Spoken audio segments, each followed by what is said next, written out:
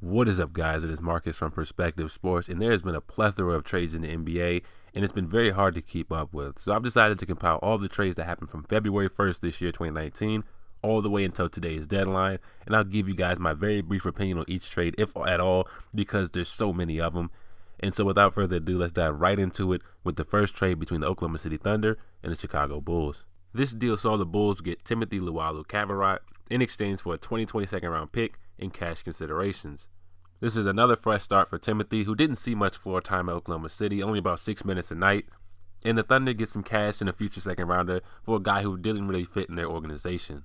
Next is the deal between the Trailblazers and the Cavaliers, and in this deal, the Trailblazers receive Rodney Hood, and the Cavs receive Nick Stauskas, Wade Baldwin, 2021 second-round pick, and a 2023 second-round pick from the Trailblazers. This is a good deal for both sides involved because the Trailblazers are in desperate need of depth, and Rodney Hood can provide that. Also, they'll have Rodney Hood's rights this offseason when he becomes a restricted free agent, meaning they'll be able to go over the cap to bring him back if they see fit, because as of right now, they're projected to have a cap space of negative $23 million.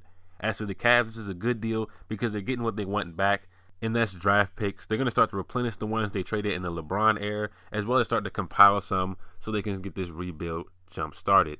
Next, we have the Washington Wizards and Chicago Bulls agreeing on a deal that sent Jabari Parker and Bobby Portis to Washington in exchange for Otto Porter. This deal works for both teams because the Wizards get two players with potential but at little risk. According to Spot Track, Parker will be a free agent at the end of the season, and if the Wizards don't like him, worst case scenario, they get $20 million off the books. As for Bobby Portis, he'll be a restricted free agent this offseason. Both guys will get a chance to show what they can do because the Wizards also traded Markieff Morris, who we'll talk about in just a minute. But both guys, again, will get a chance to show what they can do on this Wizards team. As for the Bulls, they get Otto Porter, a very good three-point shooter, a defender, and a very good overall player. But he is a little on the expensive side, but the Bulls can absorb his contract and still have a considerable amount of cap left over. And so the Bulls trade away two players who likely wouldn't have been retained next year anyway for a better overall player. Next up is a three-team deal between the Cavs, Rockets, and Kings. And in this deal, the Cavs will receive Brandon Knight from Houston, Marquese Chriss from Houston, and a 2019 first-round pick from Houston. The Rockets will receive Nick Stauskas from Cleveland, Wade Baldwin from Cleveland, and Iman Shumpert from Sacramento. And the Kings will get Alec Burks from Cleveland and a 2020 Rockets second-round pick.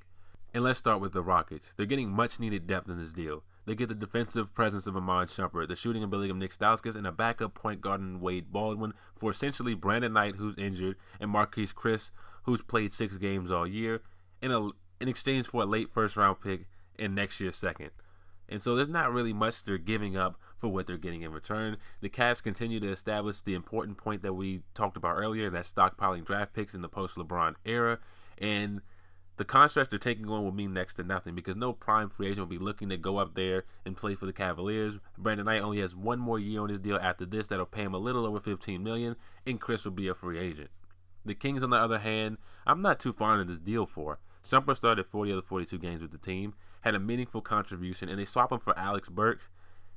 I mean, they're two players on similar contracts paying about $11 million and expiring, but I mean, I guess Burks can provide more shooting, which is why they decided to take him along with a future second rounder. So I'm not really sure how I feel about this trade for the Kings, but I understand why the Rockets and Cavs did it. Next up, we have the Milwaukee Bucks and the Detroit Pistons swapping Stanley Johnson to Milwaukee in exchange for Thon Maker. I don't really have an opinion about this trade. I mean, two underachievers being traded from one another. Then we had the Detroit Pistons and Los Angeles Lakers agree to a deal that'll send Sviatoslav Mikhailiuk and a 2021 Lakers second-round pick to Detroit in exchange for Reggie Bullock. I see why they did this deal. Reggie Bullock would be able to help out the Lakers more right now in terms of being on the floor. He's putting up 12 points per game on 40% shooting, 38% from 3, and can provide defense. And the Pistons acquire a shooter in Mikhailiuk who I think can thrive in an expanded role. Then we had the 76ers and Los Angeles Clippers agree on a huge deal in my opinion. And the only reason I can make out why the Clippers even made this deal was to acquire as many picks as they can to potentially package in a deal for Anthony Davis after seeing they were one of the 4 teams on his list of places he'd re-sign. And so now they have 2 first-round picks in the next 2 years, 3 of their lottery team this year, which this deal probably makes them, 4 second-round picks, and some good young players to potentially package for Anthony Davis. The 76ers, on the other hand, get a lot better and a lot deeper. And as a Celtics fan, and I told my friend when it happened, okay, now I'm a little bit concerned about playing Philadelphia.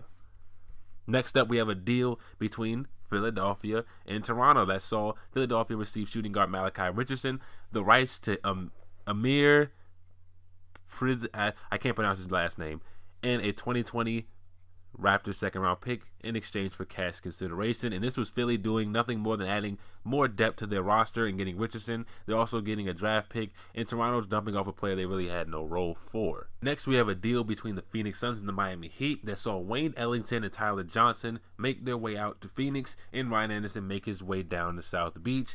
And this was a cap-clearing move on the part of the Miami Heat, who I would not count out as being able to, have meetings and maybe even entice one of these star players who are free agents this offseason to make their way down to South Beach. I mean, Pat Riley does have a history of saying, if you're a star, I'll get you the pieces you need to win. And this was a move to get incrementally better for the Suns. I mean, Tyler Johnson I believe will fit nicely with what the Suns are doing. And I believe they're currently in talks to buy out Wayne Ellington. Next, we have the Washington Wizards in a very questionable move that saw them get Wesley Johnson in exchange for Markieff Morris, who made his way down to New Orleans to play for the Pelicans.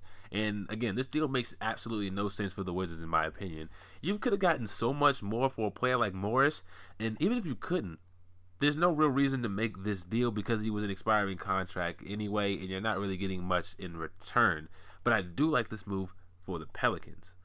Next, we have the Dallas Mavericks and the Sacramento Kings, which saw the Mavericks receive Zach Randolph and Justin Jackson in exchange for Harrison Barnes. And this was a great move by the Kings, inserting Harrison Barnes to the core of De'Aaron Fox, Marvin Bagley, etc. And as for the Mavs, this was interesting to me because the only reason you trade him is if you think you can sign a big-name free agent in this offseason. And according to Spot Track, they'll have over $50 million in practical cap space. And so this could be a posturing move by the Mavericks and a move by the Kings to say, look, we're going to go get the players that we think can help us win now, and that's what we're going to do. So I'm really liking the Kings after this move. The Mavericks, I see what they're doing, and so this is a good deal for both teams involved. Next, we have the Philadelphia 76ers once again, but this time they're trading Markelle Fultz to Orlando in exchange for Jonathan Simmons, a 2020 first-round pick, and a 2020 second-round pick. And this is another move that makes the 76ers better. Jonathan Simmons is a two-way player who fits perfectly into the Sixers system. As for Orlando, this is a low-risk, high-reward trade.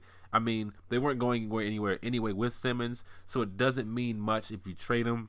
And if you get Markelle Fultz, he doesn't work out. Worst case scenario, you get a first and second round pick in 2020. And if he does work out, you have a special talent to lead this team into the future. Next, we have a deal between the Kings and the Trailblazers that saw Caleb Swanigan go to Sacramento in exchange for Skal Labissiere. I don't really have a strong opinion on this trade. It's just, another trade where, both guys could use a fresh start and see what happens. Next, we have the Lakers and the Clippers. So whoever gets traded here is playing in the same place anyway, so it doesn't matter. But in all seriousness, this deal saw Mike Muscala make his way to the Lakers, Michael Beasley and Ivica Zubac make their way to the Clippers. My only concern about this deal is the fact that Zubac was starting to play a lot better, and I thought he'd be the center of the future. Maybe if he's not even a starter, but he'd be a serious rotation guy and would see a lot of minutes. But this was a good deal for the Clips because they get Zubac, who could be a nice piece for them in the wake of the news that they are actually waiving Marcin Gortat. As for the Lakers, Mike Muscala can stretch the floor a little bit more, and he really fits what the Lakers needs right now. Next up, we have Tyler Dorsey going to Atlanta in exchange for Selvin Mack, who's making his way to Memphis. And staying with Memphis, we have them acquiring Jonas Valanciunas, DeLon Wright, CJ Miles, and a 2024 second-round pick in exchange for Marc Gasol. And the Eastern Conference top dogs, except Boston, have been using this time of year to improve their rosters, and the Raptors just got a lot better. And wow, I mean, between the Sixers and Raptors, they've done a lot during this time of year to get better. And there's also Milwaukee, who we'll talk about in just a second. But first, we have to talk about Nick Stauskas and Wade Baldwin being traded again. These guys have to be best friends at this point, to Indiana in exchange for a second round pick. I'm not sure which second round pick it is yet. That'll be making its way to Houston. Next, we have Nikola Mirotic making his way to Milwaukee in exchange for Jason Smith, Stanley Johnson, and a 2021 and 2022 second round pick. Nikola Mirotic is a huge addition to this Milwaukee team. I don't use the word underrated a lot because it's used so much that it's literally lost all its meaning. But in this case, I think it's appropriate to say this may actually be a underrated pickup for the Milwaukee Bucks. And as for the Pelicans, I think they did this to start stacking up draft picks for the post-AD era that is inevitable. Then we saw the 76ers trade the rights to swap a 2021 second-round pick to Houston in exchange for James Ennis.